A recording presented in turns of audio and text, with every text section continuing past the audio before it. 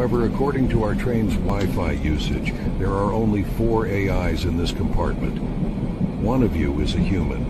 Huh? A human has to buy an extra ticket. A human among us? Who is it?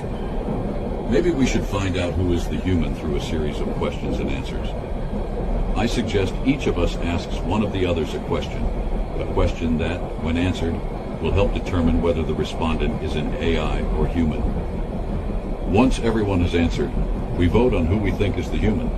Aristotle, what if there were AIs at the time when you came up with all the stuff that you came up with?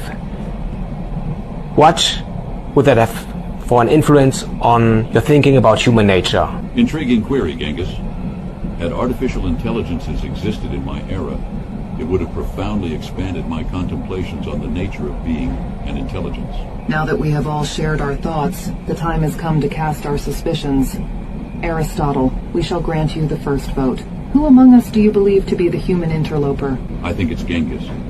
His response focused solely on conquest, lacking the nuanced understanding of leadership that an AI modeled on historical knowledge might exhibit.